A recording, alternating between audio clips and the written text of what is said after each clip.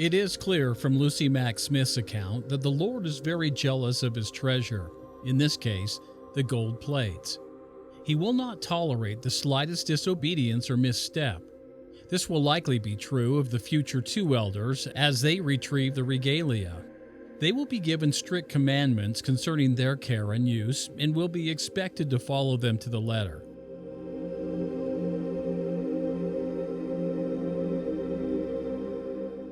As the caretaker of the Lord's treasury, Moroni will enforce the Lord's commandments pertaining to its contents as he did with Joseph Smith. The reason for these strict commands and rigid enforcement, of course, is the fact that the adversary will exert every effort to thwart the successful completion of the mission of the two elders. Lastly, it is clear from all four accounts that treasure, especially sacred treasure, can be safeguarded through its miraculous movement out of the reach of those who wrongfully seek it. Furthermore, any evidence surrounding the treasure can disappear as easily as the treasure itself. This would explain the futile searches for any physical evidence surrounding Joseph Smith's claims of the golden plates. President Brigham Young, in the same state conference previously mentioned, explained to the saints present that the Lord has put a seal upon the treasures of the earth, effectively not allowing men to get them. He recited the example of the slippery treasures of the Nephites, which were hidden for the sake of security and then simply vanished.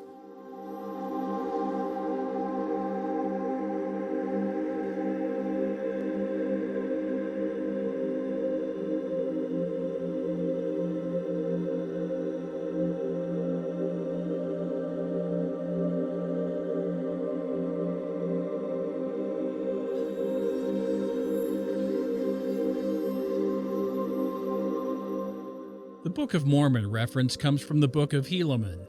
Samuel, from the wall of the city of Zarahemla, informed the Nephites that their riches would become cursed due to their iniquity.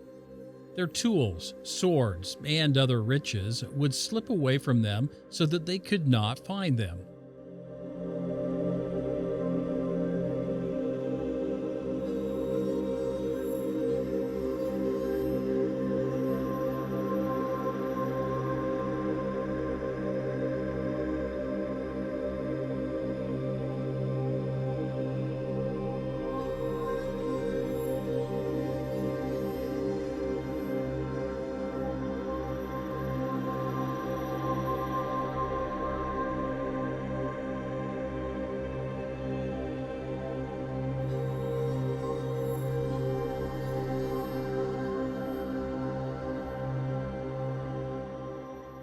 Brigham Young continued by teaching that treasure, including mineral deposits, are being watched by the Lord under the supervision of angels.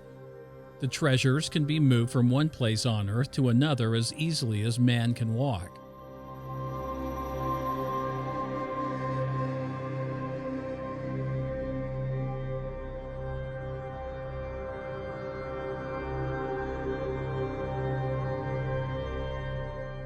This principle is critical to understanding the treasure cave of Cumorah.